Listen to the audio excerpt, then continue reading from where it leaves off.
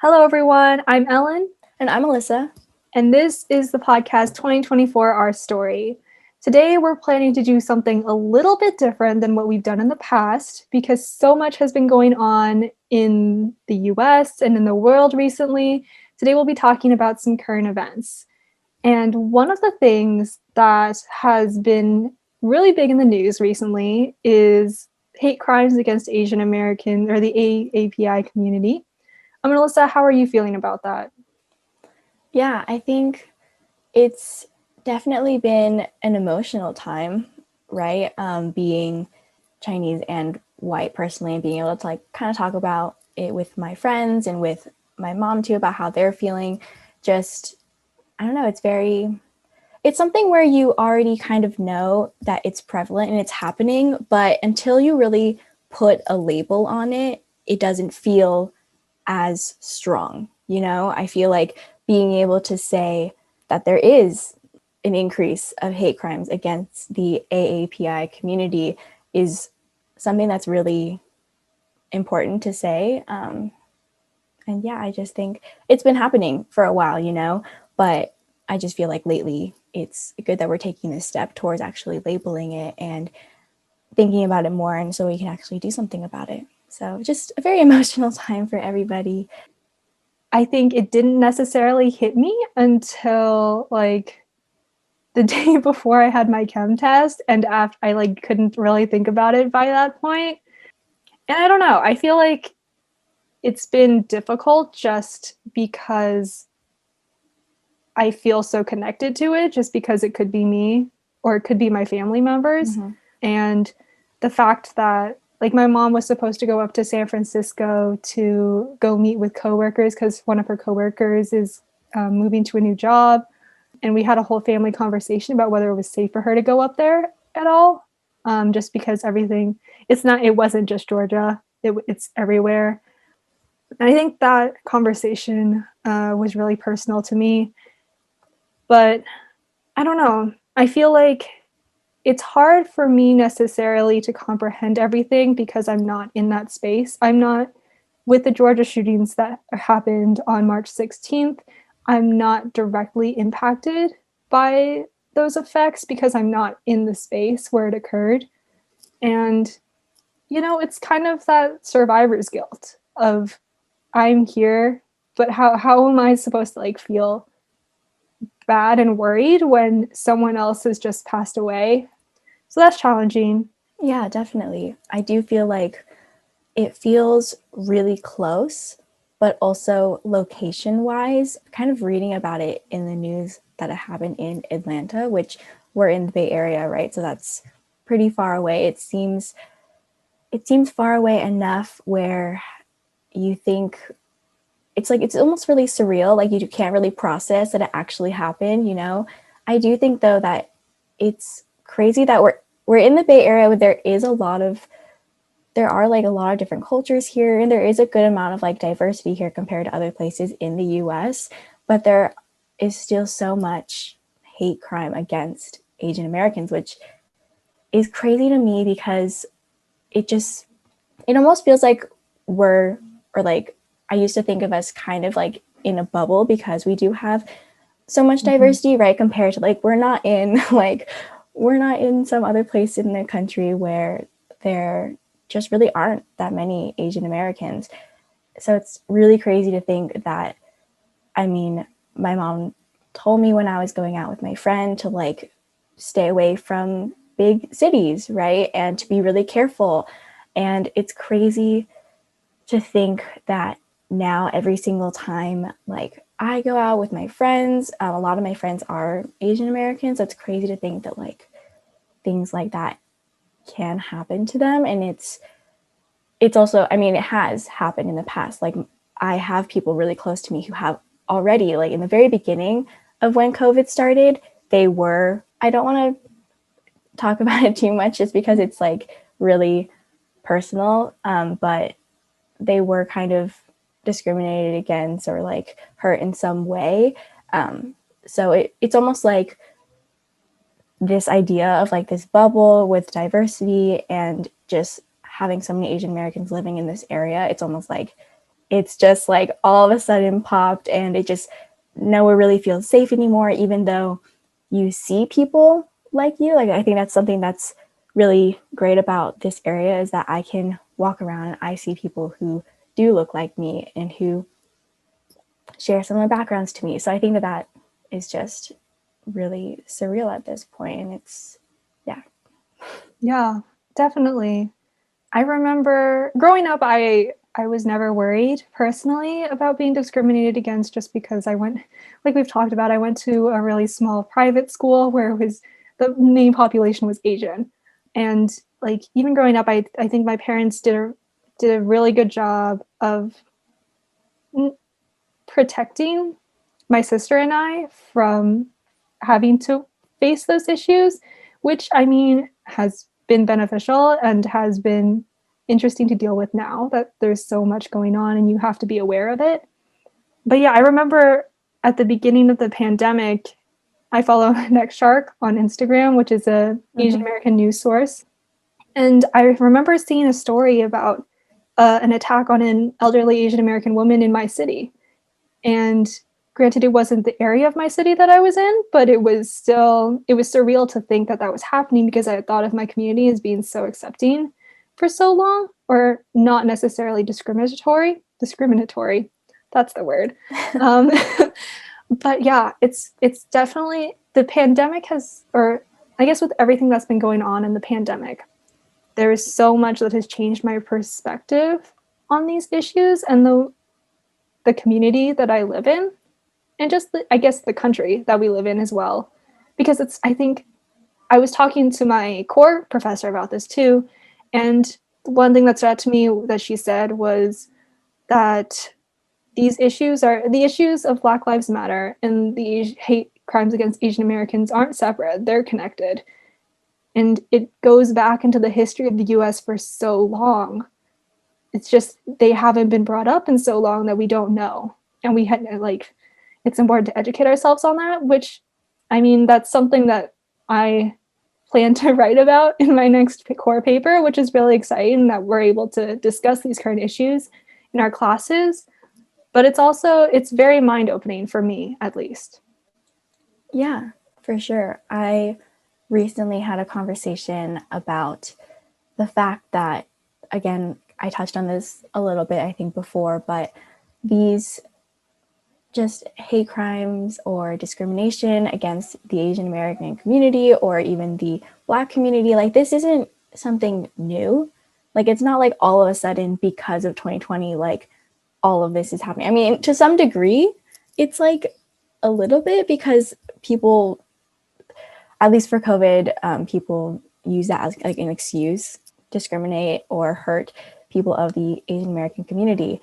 But it's not, it's something that's been in our history, been in the US's history, right? But I do think that when I had this conversation with somebody, I did talk about how the fact that we're labeling things is, I think, powerful by itself. Like being able to say the Black Lives Matter movement, or being able to say like stopping, like for people to stop AAPI hate, or even just like when we talked about Core One a while back, when we were talking about minor feelings, being able to talk about minor feelings, or Asian Americans often being like the model minority and what does that mean, and being able to kind of put labels on it and being able to talk about it, I think has been something that is positive coming out of this, because I think it makes it more real, and it makes it kind of in people's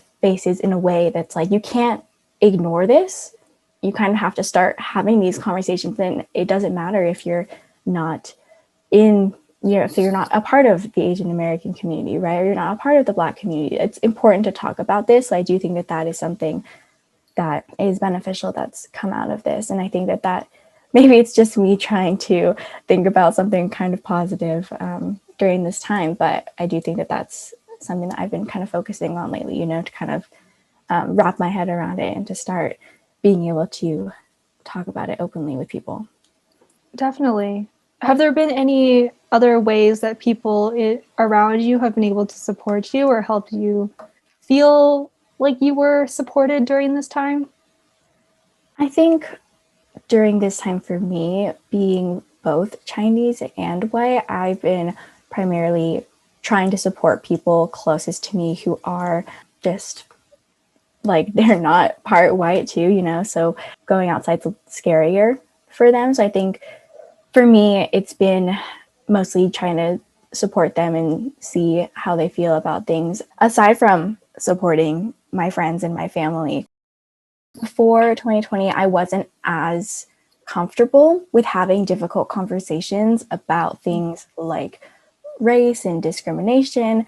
But I do think that I've grown a lot and been able to start having those conversations. So I think for me personally, as a way to kind of grow and cope with everything that's happening, just reading a lot about what is happening. So when I have a chance to have those conversations, I can feel educated about what's happening and not just kind of like ignoring it. Because do think that like when the shootings in Atlanta happened, immediately after that, didn't I didn't like naturally I just didn't want to open up that box for me because there's a lot there, a lot of emotions, a lot of feelings, and a lot of fear. So I think immediately I didn't really want to think about it or talk about it. For me personally, during this time, it's been kind of great, like starting to kind of open that box and starting to kind of think about it a little bit more. So I think that's just, and I don't really leave my house very often right now, so I don't really have many reasons to. So I think that that's been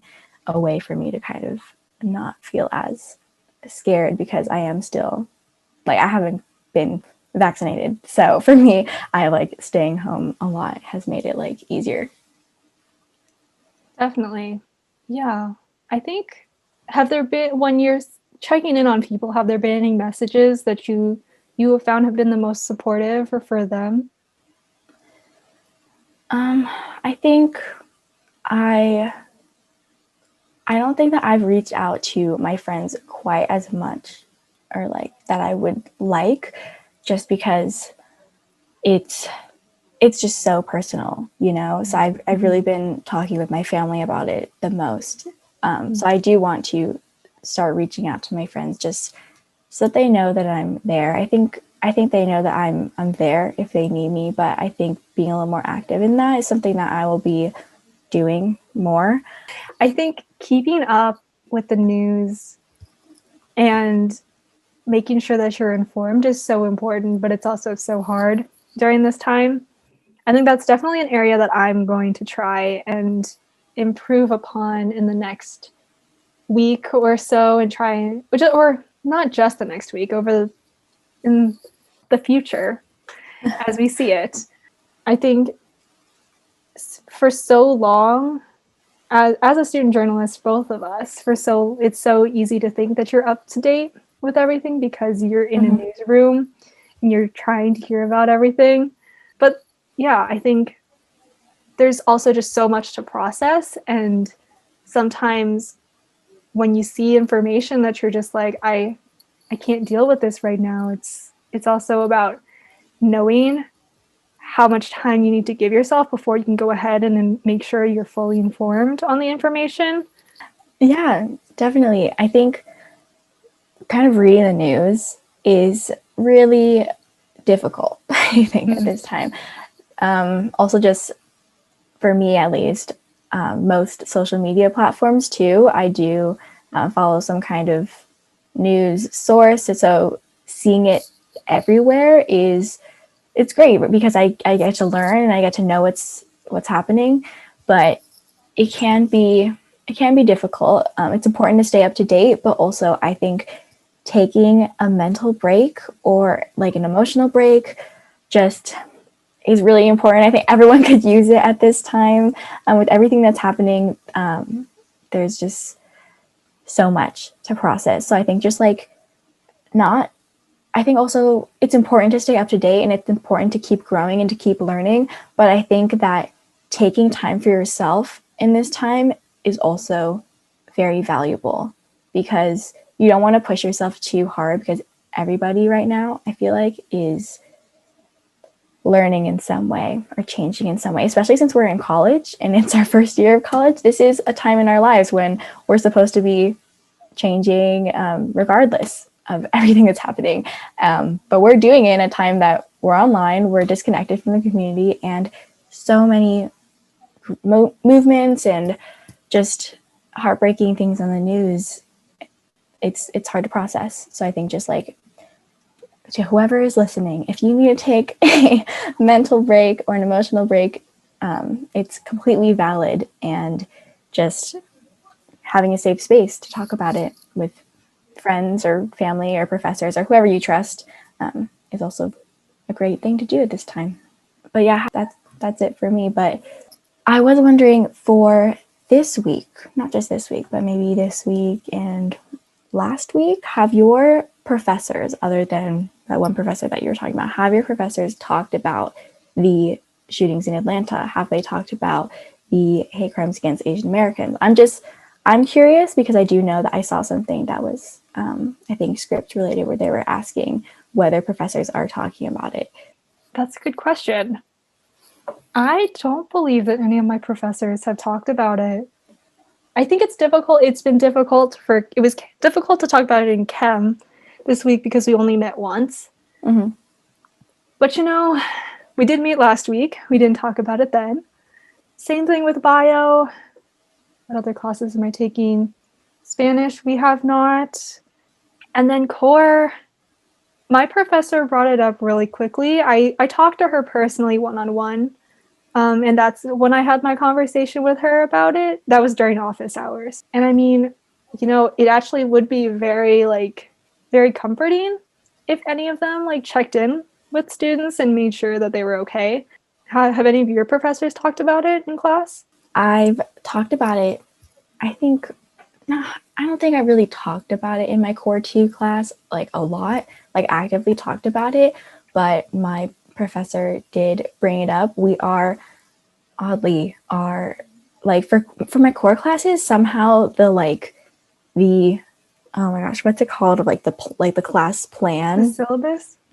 I guess it's the syllabus of whatever we're supposed to be talking about that week. Weirdly, for all of my core classes so far, have lined up with what's happening at the time.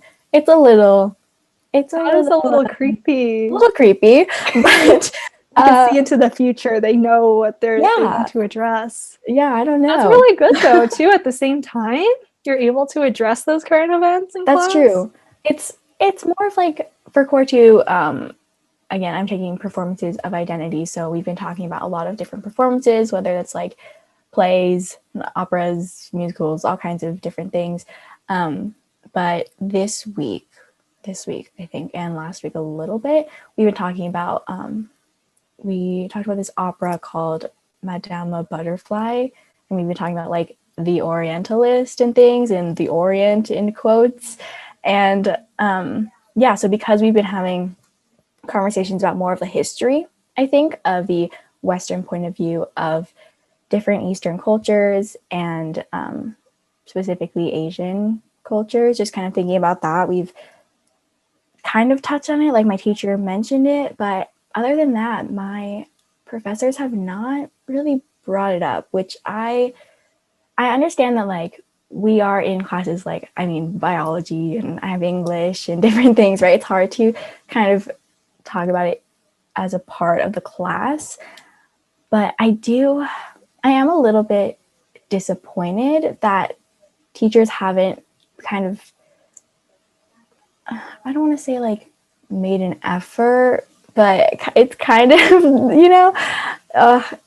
I really do like my professors, but I am kind of disappointed that they haven't kind of checked in the beginning of class, just being just addressing it. If there's a lot of strong emotions going on right now, especially for people of the AAPI community. So I feel even just addressing it, being hey, if you want to have a conversation about it with me during a separate time, or just being let me know if, I don't know, if you have to step out of class. I know that classes, for a bunch of classes, they don't always make you go. If you let the teacher know beforehand, you can not go to one class. So I feel small things like that. It doesn't have to disrupt the class and like the class plan, but just addressing it, I feel like would be helpful and it would feel really supportive. I have to wonder a little bit, we last episode we just talked about like being at AAPWI, being at like a primarily white institution, so I have to wonder if it is because of that, if it's students of the AAPI community, maybe there's just less of them, so they don't feel the need to talk about it, or they don't think that students are affected.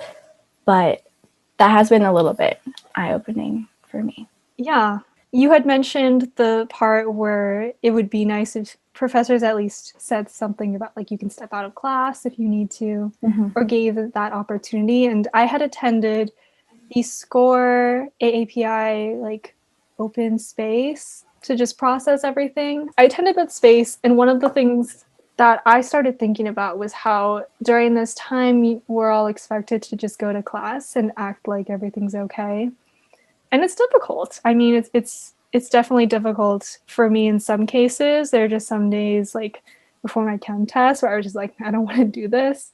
But yeah, I think having professors show their support would be extremely nice, especially during this time. But yeah, I like you said, I like all my professors. They do an amazing job in class, I think. It's just keeping up with what's going on in aspects other than just in the classroom would be a nice addition there. Yeah, definitely. I think that is something that can be worked on. Just especially being online, we feel more disconnected from our community, not just the Scripps community, but just our communities, whatever that may be. So I feel like a way to kind of feel connected would be great and really supportive of students. So yeah. Are there, I know you had already mentioned these, but are there any other ways that you think professors could provide that supportive environment for students? I do think that there could be maybe office hours, like an office hours maybe dedicated to talking about it, maybe like in kind of open space. I know that professors are busy and students are also busy during this time. I mean, we just had midterms this week, right? So it's a stressful time for everybody. But I do think that dedicating a time and a space to talking about it is really important, because honestly, it feels like it feeds into, like, not talking about it kind of feeds into the narrative that the Asian American experience is not as important as other experiences, which is kind of, it follows like the minor feelings or model minority kind of aspects of being Asian American in the US, because you're kind of expected to be okay with things and kind of to be silent. So I feel like it's just not talking about it, even just addressing it a little bit, would be able to kind of steer away from that narrative, which I think is really important while we're all growing and learning during this time.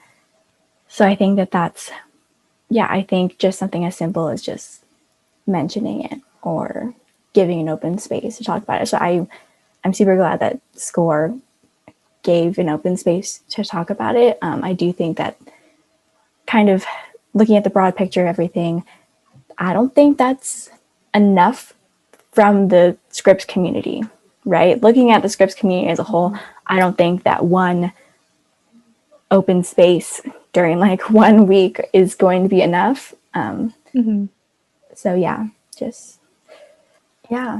I think just a kind of small anecdote about it is last semester, so in the fall, I took a introduction to FGSS, so like feminism, gender, and sexuality studies course, and that was happening during, like, it's not like it stopped, but it was happening during a lot of protests for the Black Lives Matter movement, and my teacher, she amazingly, she not only talked about it with us, but she like told people they could, because there was a protest happening, I think, I'm not sure if it was near Claremont exactly where it was, but it was happening on one of the days where we had class. So we not only had a conversation about it, but she gave a space where she was like, if you are going to a protest, you're not going to be penalized for not being in class that day. But she also was talking about making sure that you're just safe and you're looking out for yourself too. So I think something as simple as that can really affect the way that students view a professor or just the community or the school. I do think that all of these issues happening at the same time, just, it can feel really suffocating almost, you know, it can, yeah, you can start looking at the world in a way more negative view just because everything is so heartbreaking that's happening.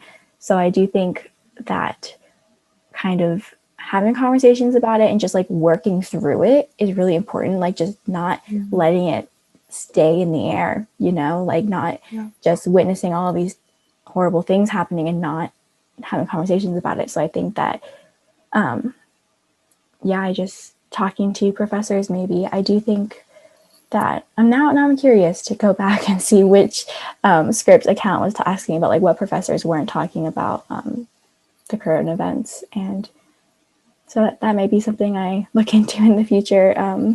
Not to say they're bad professors. It's something important, not just from them, but everyone in the community as a whole. And specifically, I feel like we're talking about like the Scripps community. So in the Scripps community specifically, I think that it's a growing time for everyone. So I think just like talking about it and being open is super important.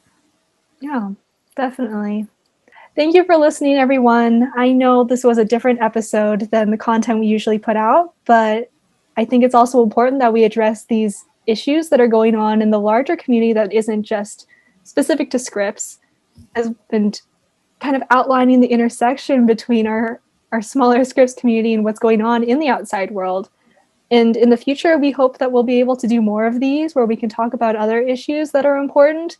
There are so many during this time. And if you are interested in talking about this too, either with us or as a guest, or just if you want to DM us, we can put the Instagram handle that we created for this podcast down below. So yeah, just we want to make sure that you guys, especially like the Scripps community, feel really connected during this time and that you have someone to talk to. And yeah, thank you so much for listening, and we will see you on the next episode of 2024 Our Story. Bye. Bye.